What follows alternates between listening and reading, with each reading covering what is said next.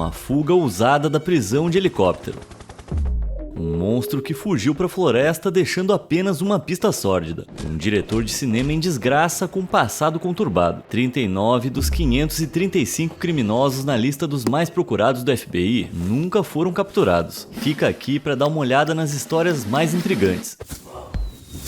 Nascidos em 1966 e criados em uma fazenda, Vassilis Palaiokostas e seu irmão Nikos deixaram para trás a sua infância tranquila para entrar no mundo do crime, gradualmente passando de roubos de aparelhos de vídeo para pequenos assaltos a banco. Mas em 1992 eles partiram ao ataque. Cansados da situação financeira da Grécia e da desigualdade de renda, os irmãos invadiram um banco estatal em Kalambaka armados com AK-47. Eles saíram 3 minutos depois com quase $500 mil, tornando esse o maior roubo da história da Grécia. Nada mal para 3 minutos de trabalho, mas o que eles fizeram durante a fuga que realmente os tornou famosos. Enquanto Vassili e Nikos fugiam em alta velocidade, começaram a jogar maços de dinheiro para os transeuntes atônitos. Essa forma agressiva de redistribuir dinheiro os transformou de foras da lei sinistros em lendas locais, meio que uma resposta grega ao Robin Hood. Mas as coisas estavam só começando. Em 1995, eles sequestraram o bilionário dono de fábrica Alexander Haitoglu. Depois de receberem um resgate generoso de $87 milhões, ele foi libertado ileso e disse que até gostou da companhia deles. Tá bom, pelo menos não foi tenso. Em vez de carros luxuosos e casas caras, os irmãos distribuíram boa parte do dinheiro do resgate para fazendeiros locais e moradores de rua. Mas depois de vários anos se escondendo das autoridades nas montanhas, a sorte de Vassilis acabou quando ele foi preso durante um acidente de trânsito em 2000 e condenado a 25 anos de prisão. Que final decepcionante, né?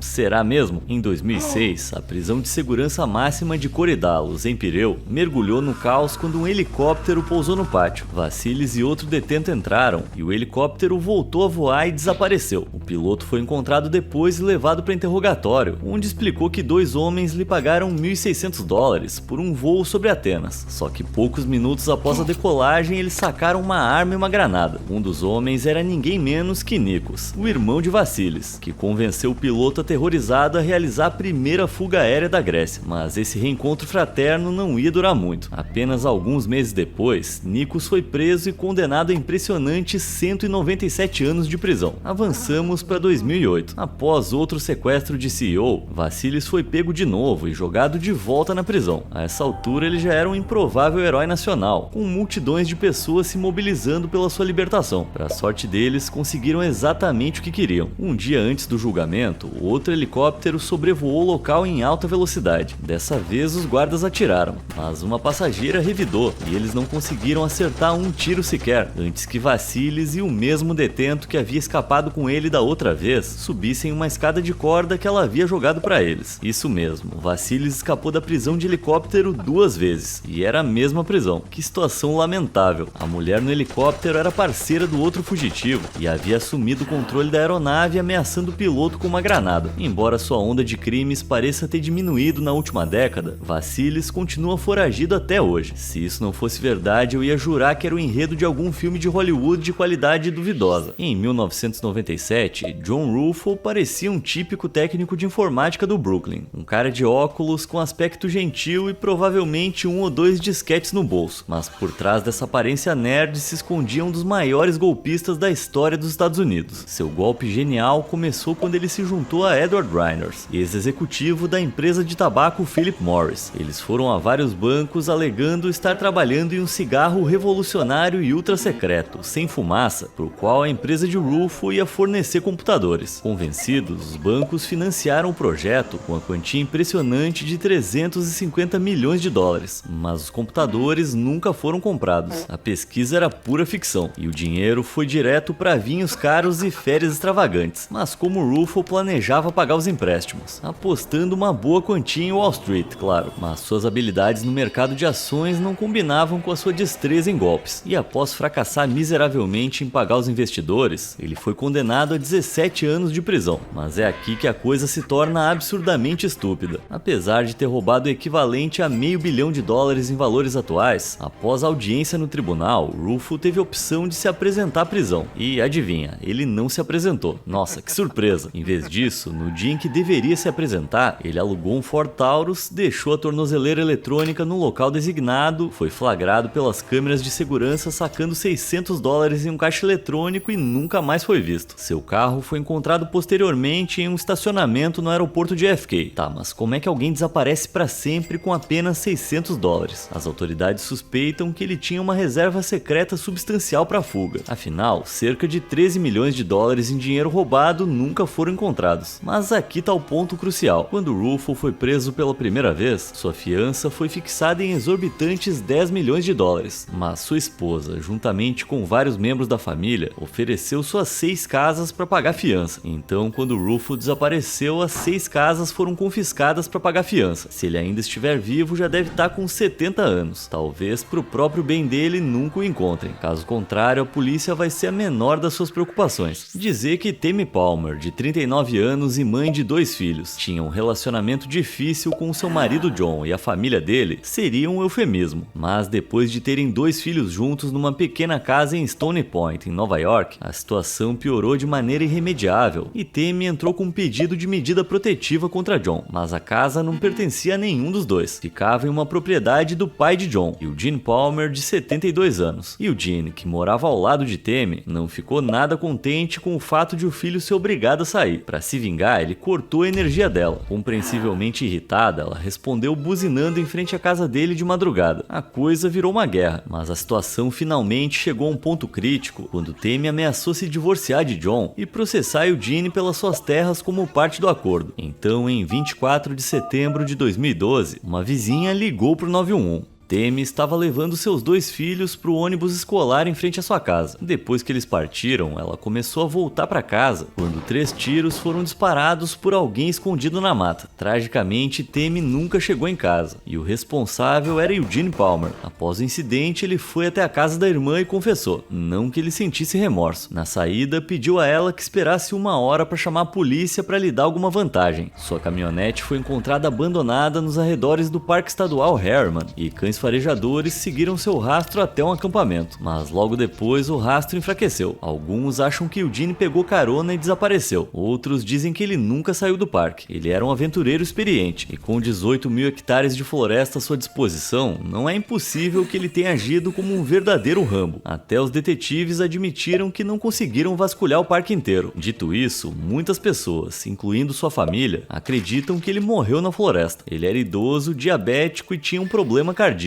Não é exatamente a santíssima trindade da sobrevivência. Mas então, por que abandonar o veículo e fugir para a floresta? Toda essa situação parece bem estranha. Eugene permaneceu na lista dos mais procurados do FBI por 10 anos, até ser discretamente removido em 2022. Se ele escapou ou morreu, seu destino permanece um mistério até hoje. Mas isso me fez pensar, quem será que detém o recorde de maior tempo foragido? Bom, essa honra duvidosa pertence a John Patrick Hannan, que é procurado há impressionantes 70 anos. Lá em 1955, quando tinha apenas 22 anos, John foi enviado para a prisão H.M. Deverne, em Dorset, na Inglaterra, por um simples roubo de carro. Mas depois de apenas algumas semanas, ficou claro que aquela coisa de vida na prisão não era para ele. 30 dias após o início de sua sentença, John e seu colega de cela Gwynan Thomas agrediram 2 guardas, escalaram os muros com lençóis amarrados e fugiram para as montanhas. Quando estavam a uma distância considerável, invadiram um posto de gasolina e depois de uma rápida troca de roupa, relaxaram com cerveja e cigarros, curtindo a sua liberdade. Mas infelizmente para eles, a sua fuga foi interrompida. A polícia rapidamente os encontrou montando bloqueios nas estradas e enviando cães farejadores. Gwynan foi capturado apenas 24 horas depois, quando a dupla foi vista por um motorista que passava. Mas e John? De alguma forma ele conseguiu escapar. Presume-se que ele tenha fugido para sua terra natal, a Irlanda, e mais de 70 anos depois ele ainda está foragido, quebrando todos os outros recordes de fuga. Isso se ainda estiver vivo, claro. Certamente não parece que a polícia britânica esteja se esforçando para pegá-lo. O último esforço sério de busca foi em 1998. Desde então o caso esfriou. Mas aqui está a parte mais surpreendente de tudo. John deveria cumprir apenas 21 meses. Pois é, ele trocou uma curta temporada na cadeia por uma vida inteira como fugitivo. Não sei se foi uma boa troca, mas com certeza é uma ótima história para contar. Falando em história, história, todo mundo conhece o julgamento das bruxas de Salem, certo? Mas você sabia que a Irlanda teve a sua própria história com fogueiras 400 anos antes, com a adoração a demônios e uma pessoa inocente virando fumaça? Dame Alice Keitler nasceu em 1263 em Kilkenny e 17 anos depois, em 1280, casou com um rico comerciante chamado William Outlaw, mas não durou muito. Apenas 5 anos depois, ele morreu de uma doença repentina. Sem perder tempo, Alice se juntou a outro comerciante rico. E adivinha, ele também sofreu um destino repentino. Esse ciclo continuou, com Alice ficando viúva e se casando novamente 5 vezes em 36 anos. Então, quando seu quinto marido adoeceu repentinamente, as pessoas compreensivelmente começaram a suspeitar de crime. Não se sabe muito sobre a morte de cada marido, mas sabemos que o quinto marido estava perdendo cabelo e unhas. Esses poderiam ser sintomas de envenenamento por mercúrio, o que não seria muito difícil para uma mulher rica como Alice conseguir. Por outro lado, também poderiam ser causadas por uma deficiência natural de ferro. Mas então, será que Alice estava eliminando seus próprios maridos? Eu diria que é uma coincidência. Tem que lembrar que a expectativa de vida era muito menor no século XIII, mas o maior problema para Alice não era a escolha dos maridos, era o crescente número de enteados que se irritavam. Além de serem suspeitos da morte de seus próprios pais, os testamentos eram convenientemente alterados no último minuto, deixando a maior parte da herança para ninguém menos que Alice Keitler. Então, quando seu último marido adoeceu, eles chegaram à conclusão bastante razoável de que Alice devia de fato ser uma bruxa. Os enteados procuraram o arcebispo Richard Deledredy, uma figura fervorosa próxima ao Papa e que possuía uma determinação implacável para erradicar a heresia. Ele acreditou em cada palavra e incitou um alvoroço público, exigindo a punição de Alice por sua óbvia adoração ao diabo. Sendo pressionado, o governo de Kilkenny não teve escolha a não ser ordenar uma investigação, da qual saíram vários detalhes bem malucos, como por exemplo ela ter adquirido poderes demoníacos de um demônio chamado Robin. Esse demônio aparecia na forma de um cachorro, gato ou homem, e diziam que Alice o levava para a cama e praticava coisas indizíveis com ele, um tanto quanto perturbador. Parece que a maioria desses fatos veio de apenas uma pessoa, Petronilla de Meath, a ex-criada de Alice. Ela confessou ter ajudado Alice com feitiçaria, mas apenas sob brutal coação. Os moradores locais ficaram escandalizados e sedentos por vingança. Em 1324, Petronilla se tornou a primeira mulher na Irlanda a ser queimada na fogueira por bruxaria. Porém, se sabe muito menos sobre o destino de Alice. A maioria acredita que ela fugiu para a Grã-Bretanha no ano em que Petronilla foi queimada para evitar ter o mesmo destino. De lá nunca mais se ouviu falar dela. Talvez ela tenha mudado de nome e continuado a se casar com homens doentes. Ou talvez tenha descido às profundezas do inferno para ficar com seu único e verdadeiro amor. A gente não tem como saber. Já vimos algumas fugas de prisão incríveis, mas agora se prepare para a maior fuga da história britânica. Em 1983, a prisão H.M. Maze, ao oeste de Belfast, era considerada a instalação mais segura da Europa, com muros de 5 metros de altura, cercas de arame farpado e portões de aço dignos de uma fortaleza. Dentro do bloco H7, membros do exército republicano irlandês cumpriam pena e planejavam silenciosamente uma das fugas mais ousadas da história. Primeiro, eles conseguiram empregos como enfermeiros, mapeando secretamente a planta da prisão e fazendo amizade com os guardas para conseguir qualquer informação que pudessem. Depois, contrabandearam lentamente armas e facas de membros do exército do lado de fora. Assim que tiveram um mapa claro e as ferramentas necessárias, tudo o que precisavam fazer era esperar a hora certa para atacar. A data era 25 de setembro. Com a vantagem da surpresa, os enfermeiros dominaram de maneira rápida e furtiva os guardas despreparados do bloco H7. Depois de os conduzirem às salas de jogos, 12 prisioneiros trocaram de uniforme com os guardas. Então, quando o caminhão de entrega de comida diária chegou, os prisioneiros disfarçados sacaram suas armas. Até então, tudo tinha corrido sem problemas, mas esse próximo passo seria o mais arriscado. Eles colocaram 37 prisioneiros na traseira do caminhão, enquanto um prisioneiro disfarçado ia no banco do passageiro com o motorista da entrega. A esperança deles era de que os guardas posicionados nos 2 portões de segurança seguintes reconhecessem o motorista e simplesmente os deixassem passar sem verificar o caminhão. E não é que funcionou. Eles passaram pelos 2 pontos de controle exatamente como planejaram. A partir daí, tudo o que precisavam fazer era chegar ao portão principal, capturar os guardas na sala de controle e sair pela última saída. Tudo tranquilo, né? Mas algo imprevisível aconteceu. Eles chegaram ao portão durante a troca de turno, o que significa que logo após algemarem um grupo de guardas, um outro grupo entrou. Uma briga caótica começou. Em meio à confusão, os prisioneiros conseguiram abrir o último portão, mas então o azar bateu a porta de novo. Assim que o portão se abriu, 2 policiais que passavam viram o que estava acontecendo e bloquearam a saída com veículos. Com o caminhão de entregas agora inútil, os fugitivos saíram correndo e atravessaram o portão aberto antes de escalar a cerca e fugir para salvar suas vidas. No final, 35 dos 38 conseguiram pular a cerca. Dentre eles, 19 foram capturados no mesmo dia. Mas e os demais? Se dispersaram. Alguns se esconderam na Irlanda, outros fugiram para a Europa e Estados Unidos. E 2 ex-presidiários simplesmente sumiram. O que aconteceu com eles? Talvez tenham tido um fim infeliz durante a fuga, ou talvez tenham decidido se esconder para sempre. Uma fuga da prisão já é suficiente para uma vida inteira. A prisão H.M. Mays foi fechada permanentemente em 2000. Agora essa fuga lendária ficou para a história.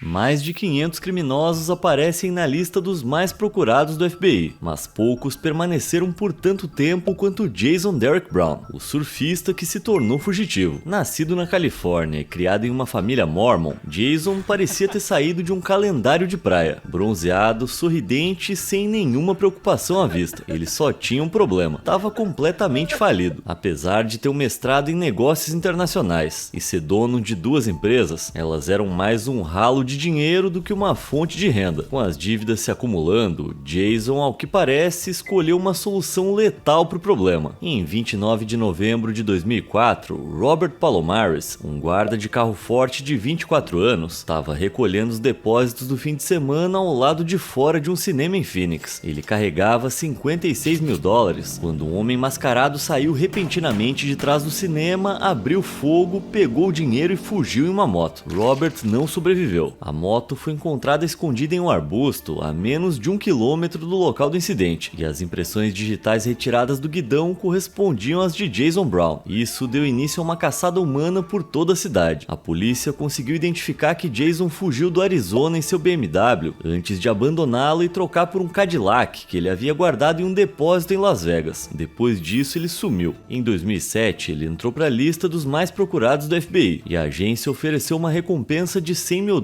por sua captura, mas nenhuma pista concreta surgiu. Então, para onde é que ele foi? Jason fala francês fluentemente, então é possível que ele tenha fugido dos Estados Unidos e esteja escondido em alguma parte remota dos Alpes franceses, mas há motivos para acreditar que ele ainda possa estar nos Estados Unidos. O último avistamento confirmado de Jason foi em 2008, quando um amigo o viu em um semáforo em Salt Lake City, bem perto de onde ele morava. Será que ele esteve escondido à vista de todos esse tempo todo? Honestamente, nem a gente nem o FBI sabe coisa alguma, porque depois de quase 2 décadas perseguindo fantasmas, Jason foi retirado da lista dos mais procurados. Embora o caso ainda esteja supostamente ativo, eles dizem que mantê-lo na lista não estava fazendo diferença alguma. Jason teria hoje cerca de 56 anos, então quem sabe ainda existe uma chance de ele ser pego, só que provavelmente não pelo FBI. De um fugitivo de longa data para outro, a gente vai conferir uma abordagem bem diferente para um assalto a banco. Era 1983 e Victor Manuel Herena, de 25 anos, trabalhava como cobrador de numerário para o Wells Fargo, no estado de Connecticut. Certo dia, enquanto trabalhava no terminal de numerário com seus colegas James McKeon e Timothy Gerard, Victor casualmente pediu para ver uma das armas deles. Seu parceiro, sem pensar 2 vezes, entregou, e Victor, repentinamente mudando de postura, apontou a arma para os dois e mandou que se deitassem no chão. Acontece que ele não era só um oportunista, ele havia sido recrutado por um grupo independentista porto-riquenho chamado Los Macheteros, e todo o assalto foi planejado por eles para financiar sua causa. Victor amarrou os dois, colocou sacos sobre suas cabeças e, numa reviravolta estranha, injetou neles uma mistura de água e aspirina para apagá-los. Embora as injeções não tenham surtido efeito, nenhum dos 2 homens estava disposto a se levantar e brigar. Com eles subjugados, Victor colocou $7 milhões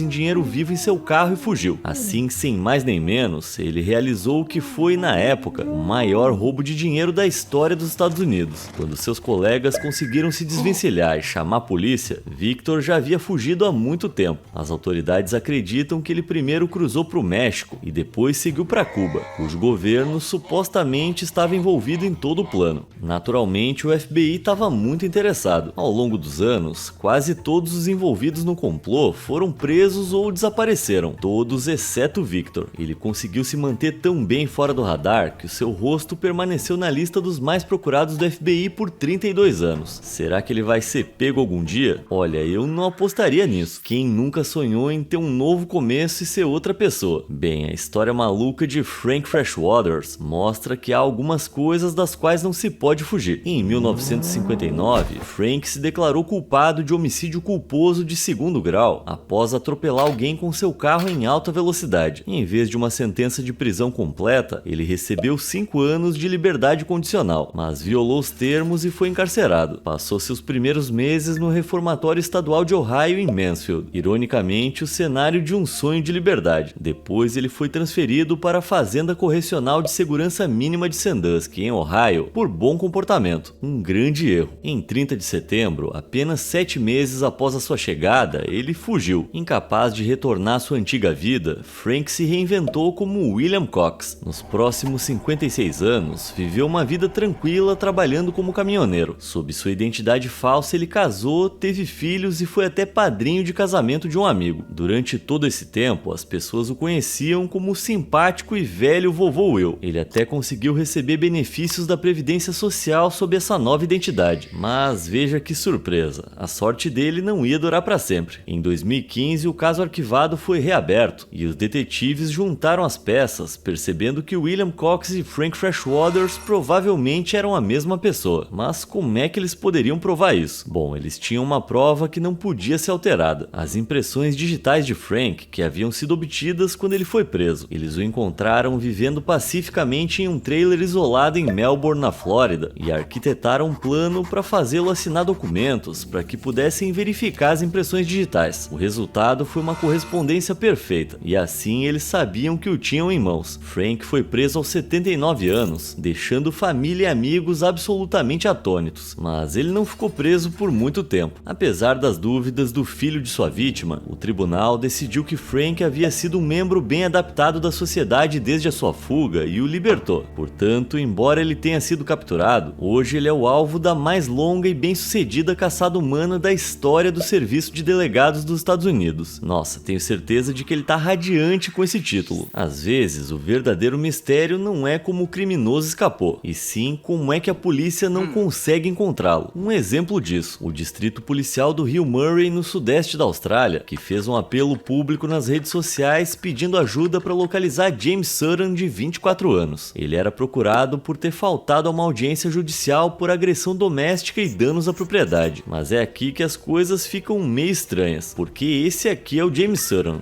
Não parece com muita gente que você já viu. Com esse rosto que parece a parede de um banheiro de escola, naturalmente a internet criticou a polícia por precisar de ajuda para encontrar esse cara. E parece que a humilhação na internet funcionou, porque 2 semanas depois, eles finalmente conseguiram localizar James em uma casa em Nova Gales do Sul. Mas se você acha que isso foi um caso isolado, a polícia de Melbourne fez outro apelo público ultrajante, dessa vez procurando por Ethan Bramble, de 23 anos, após uma briga em um bar. Difícil identificar esse cara. Ethan foi apelidado de o jovem mais modificado do mundo, com tatuagens cobrindo 98% do corpo, incluindo os olhos. Ele também tem a língua bifurcada e removeu o umbigo. Apesar de tudo isso, a descrição oficial da polícia só dizia: caucasiano de constituição magra. Sério, só isso. Nenhuma menção aos seus olhos demoníacos, nem uma nota sobre a ausência de umbigo. Depois que a polícia entrou em contato com o público, Ethan os provocou publicamente para os seus 200 mil seguidores, falando que nunca ia ser pego no Facebook e postando fotos perto de viaturas da polícia. Ele até ligou para uma emissora de TV local só para falar sobre o seu caso. Não se sabe se a polícia ainda está tentando pegar Ethan, que ainda posta regularmente nas redes sociais, mas nos últimos anos ele começou a remover algumas das tatuagens.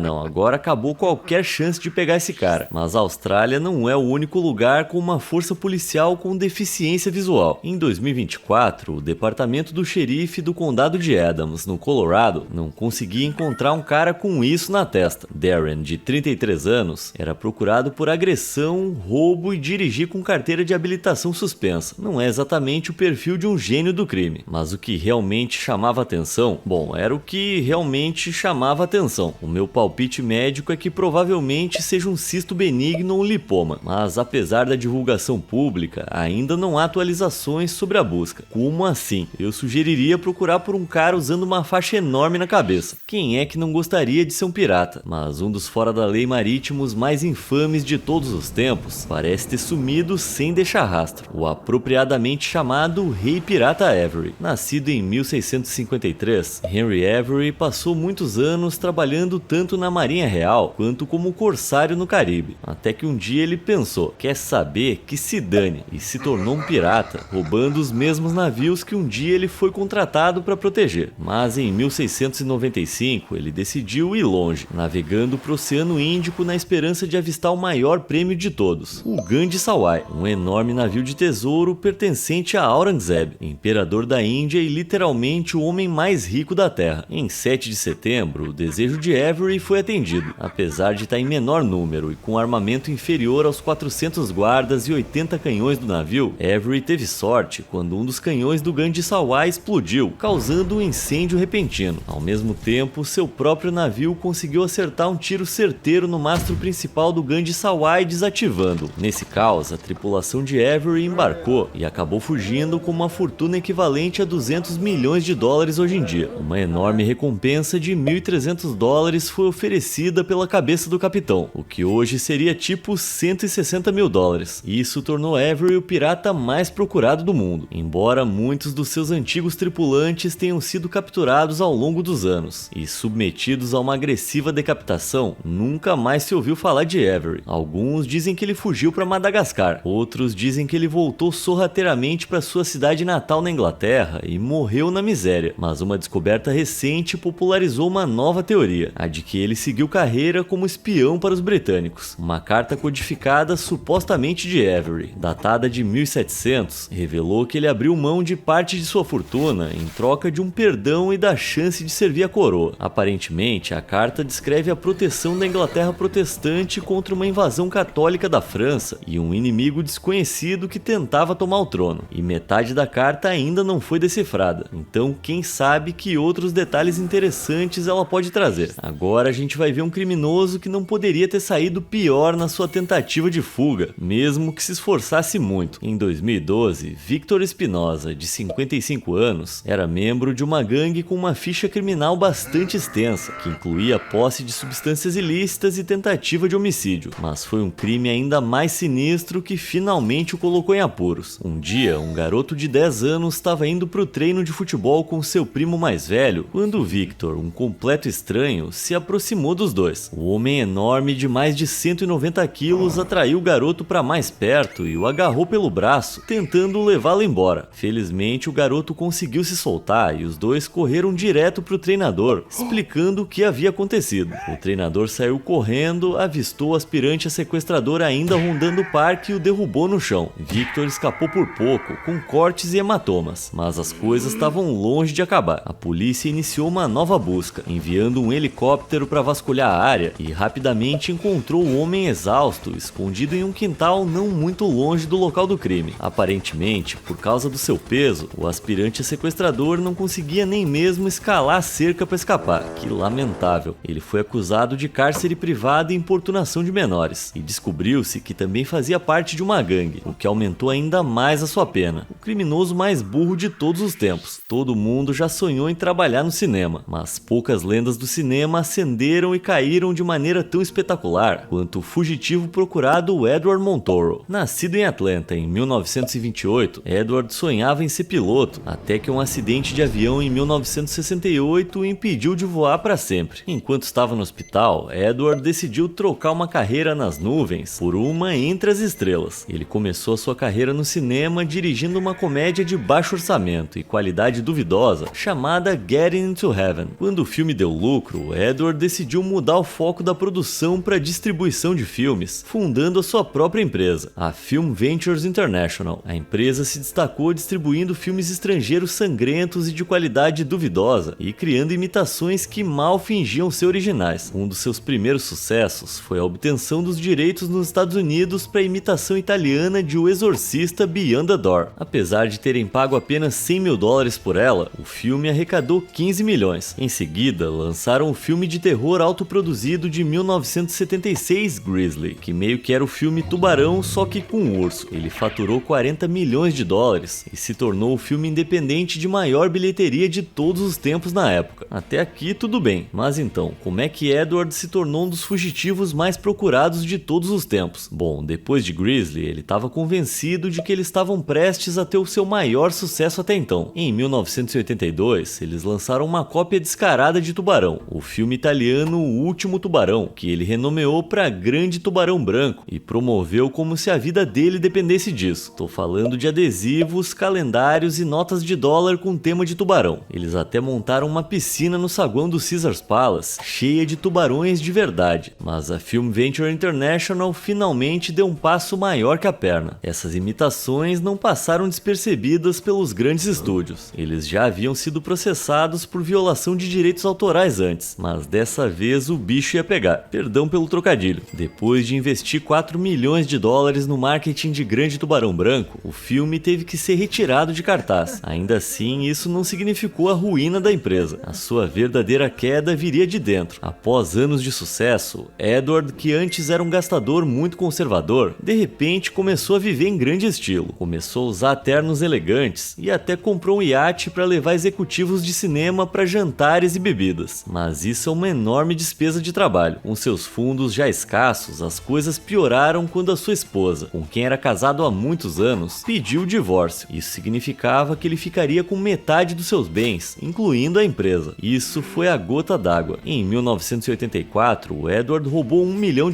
dos fundos da empresa e sumiu. Ele estava aprendendo espanhol na época, e a maioria das pessoas presume que ele fugiu para o México para tomar margaritas com a sua fortuna roubada. Já a empresa entrou em colapso sob dívidas e declarou falência em 1985, quando acabou sendo adquirida pelo grupo I&I Entertainment. Edward nunca foi encontrado. Quem sabe o que aconteceu? Talvez ele ainda esteja por aí com 89 anos, pensando nos dias de glória dos ursos pardos e grandes tubarões. E chegamos ao final. É a minha vez de desaparecer. Qual dessas histórias reais mais te surpreendeu? Me conta aí nos comentários e eu te vejo na próxima. Obrigado por assistir.